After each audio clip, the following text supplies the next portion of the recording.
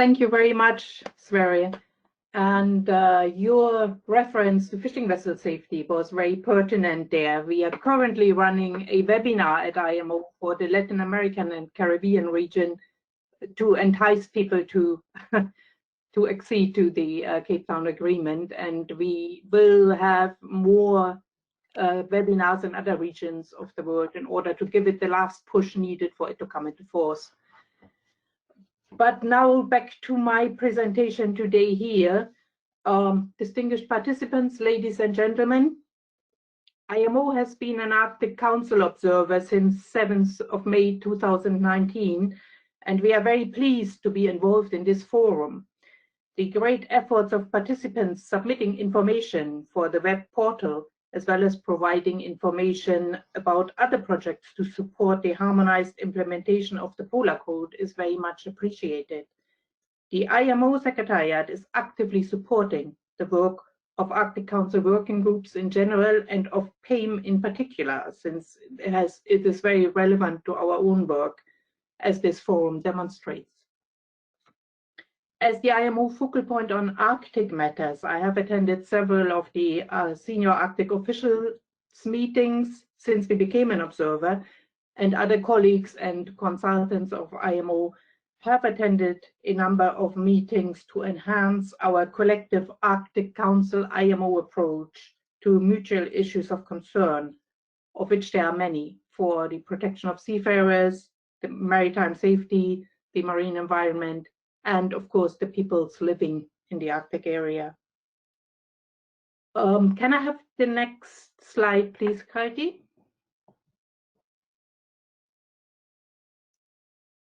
No, this was already what I just talked about. We can go to the next one. The safe operation of ships and the protection of the environment can, of course, not be suspended just because of the situation we have with the pandemic at the moment. IMO has made strenuous efforts to address the fallout from the pandemic in order to ensure that ships continue to operate safely globally. We have issued a large number of technical advice by means of circular letters since it all started in March of this year. They address a number of very, very different issues that goes from ships construction, unforeseen delay in the delivery of ships over remote surveys, to WHO advice, resumption of cruise ship operations, anything you can think of to do with shipping and affected by the pandemic. As already was mentioned before by Michael, we had to postpone a number of meetings, and we needed to get the hang of running the normal face-to-face meetings that we have in IMO virtually, which was not an easy task, but we have managed now. And we had already the Facilitation Committee, the Maritime Safety Committee, and the Marine Environment Protection Committee only last week meeting for virtual meetings. And although all these meetings had very reduced agendas, we managed to complete a surprisingly high number of items, I must say. We have also continued our technical cooperation work, providing assistance and guidance to our member states as requested. Very prominently among those are oil pollution preparedness and response issues, such as the situation with the FSO Safer in Yemen, and also the deployment of an expert to support the government of Mauritius in response to the oil spill from MV Bacascio that was in August of this year. The most important issue and a real challenge for the organization has been the safe repatriation of ships' crews that had not been able to return home due to the international restrictions of travel during the pandemic. The other side of this coin is, of course, that other seafarers have not been able to join ships to relieve the crews that have been on their way beyond the generally accepted limit of 11 months. We have people that have now been on board serving for 20 months and more, and the issues that arise is really starting to affect maritime safety and the safe operation of ships. We are tirelessly advocating this case worldwide, and we work very closely together with other UN organizations and with shipping organizations. We have managed in the meantime to establish very close relationships. We work much closer together now than when we were able to meet in person, actually. It's quite surprising. The UN General Assembly has now taken on the case as well.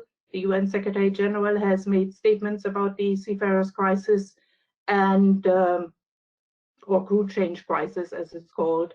And the ongoing General Assembly is supposed to look at a standalone resolution addressing the matter, which will be tabled on 3rd December and is championed by Malaysia.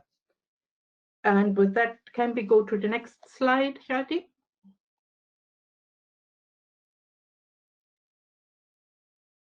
Yeah, as was already alluded to by Michael earlier, or maybe it was somebody else, we were supposed to have this meeting at IMO headquarters in spring of this year in conjunction with the Maritime Safety Committee 102nd session. This, of course, did not take place for the reasons we all know. However, we have established a dedicated team of officers, including an IMO consultant, Michael Kingston, who already spoke earlier, to support the organization of the meeting. And despite the postponement, we have continued to support the PAIM Forum Organizing Committee.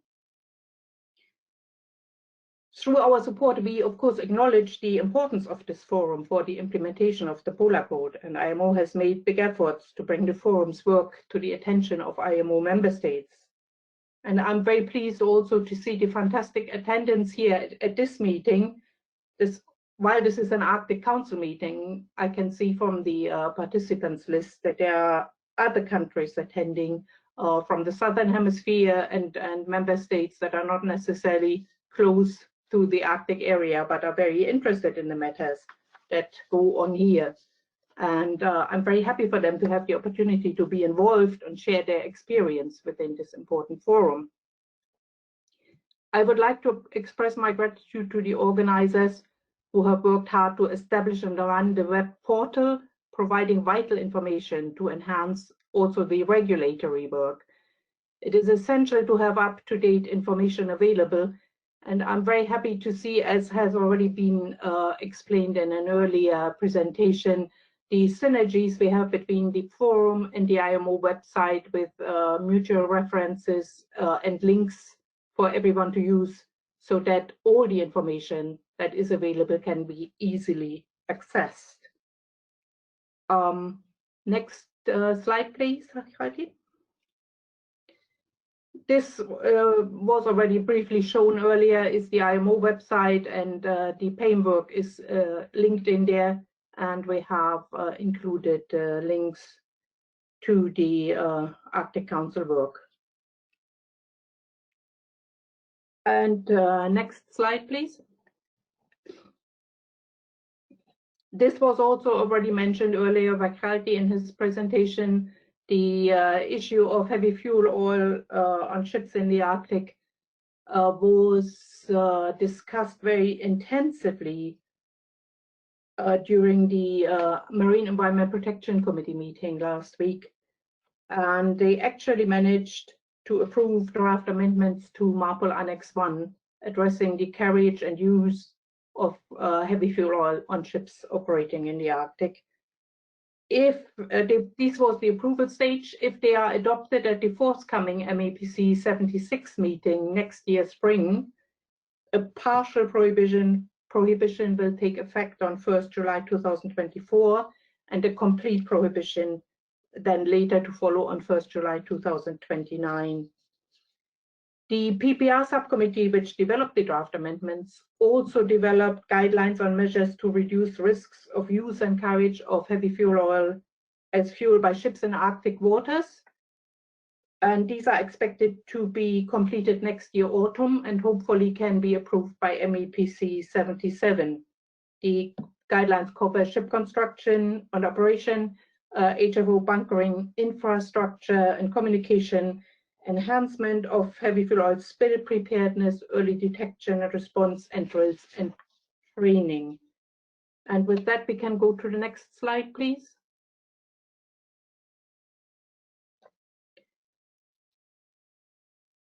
Regarding navigation and voyage planning, some of the most important developments with direct impact on the operations of ships in polar areas are the following. The first one is a little bit older. It was adopted in 2007 by the IMO Assembly, guidelines on voyage planning for passenger ships operating in remote areas. This became necessary with the increase of the cruise sector spreading out and more frequently visiting areas, as we also saw earlier from the types of ships visiting the polar areas. We have adopted several mandatory ship reporting systems, for instance, in the Barents Sea, Bering Sea and Bering Strait. The Bering Sea and Bering Strait ship routing measures were actually the first measures adopted by IMO for the area that is contained in the polar code area that was shown earlier on a map here during a presentation. We have more recently issued guidance for navigation and communication equipment intended for use on ships operating in polar waters. This was approved in June last year with the aim to enhance the safety and efficiency of navigation and communication equipment in these areas, and also containing specific performance standards for such equipment. The NCSR subcommittee of IMO is currently working on a technical analysis of the feasibility and consequences of applying safety of navigation related provisions of the Polar Code also to non-SOLAS ships, like fishing vessels and pleasure craft, these being ships that do not fall under the SOLAS provisions because of their size or the type of ship. Another important issue is the recognition of Iridium now as a mobile satellite service provider for use in the GMDSS. Only the second company approved to do so after Inmarsat, which had a monopoly on the market for many, many years. With Iridium now, competition has come on to the market, which will surely improve communication facilities, especially for the polar areas, because they use different satellites.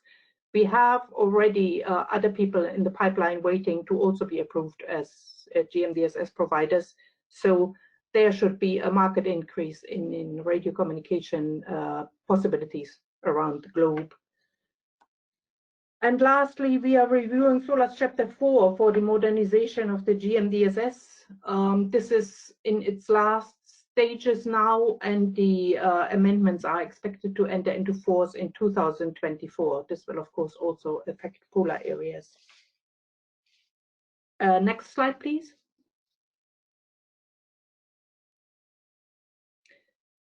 Regarding life-saving appliances, we have approved also only recently in June 2019 at MSC 101 interim guidelines on life-saving appliances and arrangements for ships operating in polar waters.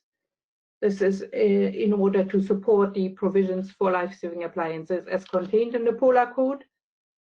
Those of you that were involved in the discussions may be remembering that there was a particularly heavy debate about the CO2 concentration limit in survival craft.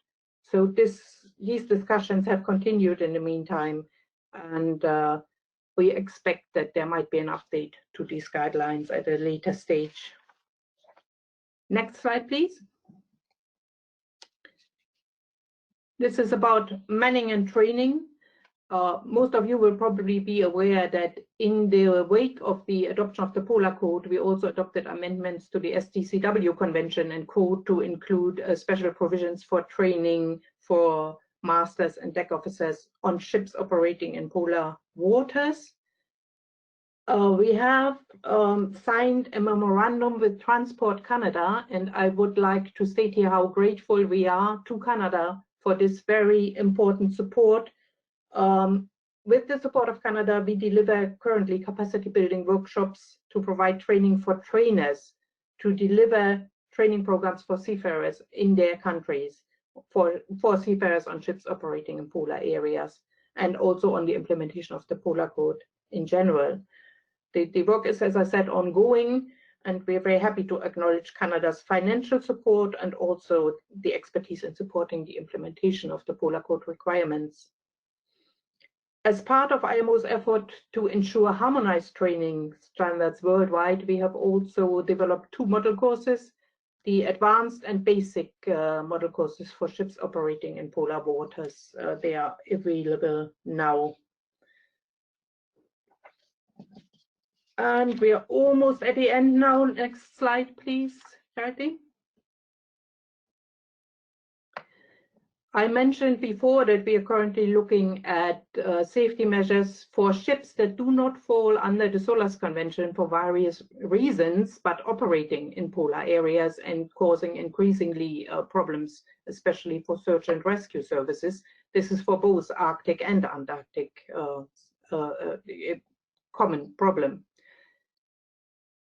MSC decided to develop safety measures for such ships through the SDC subcommittee, and they have just completed guidelines for safety measures for fishing vessels of 24 meters in length and over operating in polar waters, and also guidelines for pleasure yachts of 300 gross tonnage and above, not engaged in trade operating in polar waters. These will be going to the MSC 103 in May next year with a view to approval. And MSC 102, which met in just at the beginning of November this year, agreed that we should also look at the development of safety guidelines for pleasure yachts of 300 gross tonnage and above, but less than 500 gross tonnage engaged in trade. This is commercial yachts, and for cargo ships of 300 gross tonnage and above, but less than 500 gross tonnage. So this will be following the development of these 2 other sets of guidelines before.